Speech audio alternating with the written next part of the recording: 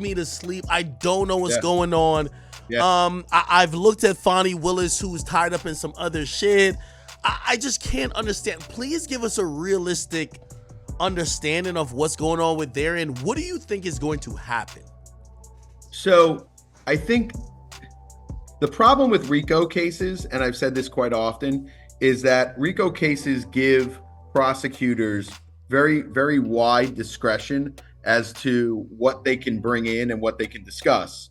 And the problem is it's like a buffet, and when you have someone that can't stop eating.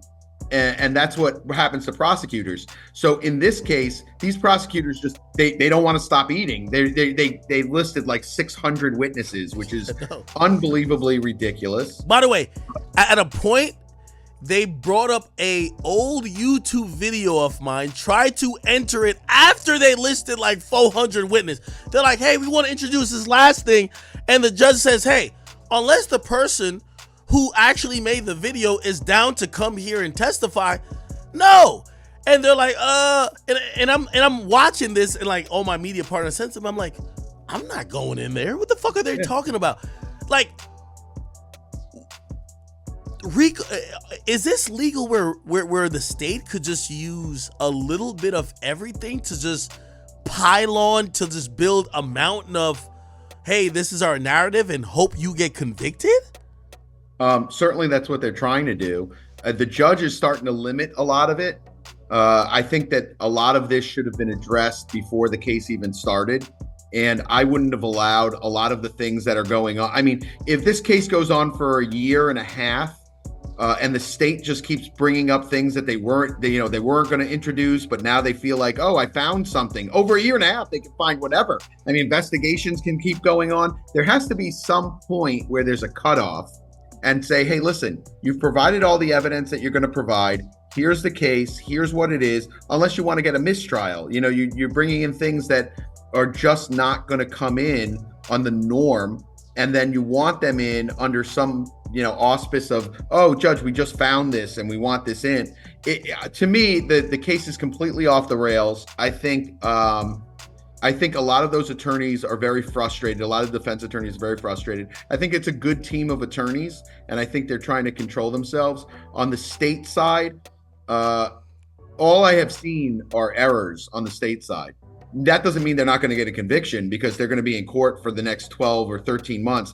I don't know how a jury is going to remember what was said in the first month of the trial. I don't even know how they're going to do a closing with 600 witnesses to go through what each witness said and to go through the evidence. I mean, the closing could take 2 days for each side. So I think that it was a huge blunder. I think she bit off more than she could chew. I think there were smaller cases that could have been brought that she could have got time on and saved face. But she decided to go for the gusto with this RICO case. And I just don't think it was a smart move. I think she should have taken, small buckets of crimes, charged those crimes, worked out deals or worked out pleas, or gone to trial on some of those cases. But I don't think anything she's doing is smart in this case. I think it's a huge, huge state blunder. And it also shows a lot of weakness in RICO cases in Atlanta. Trump's charged with a RICO case in Atlanta. He just got 3 of the 13 counts against him dismissed.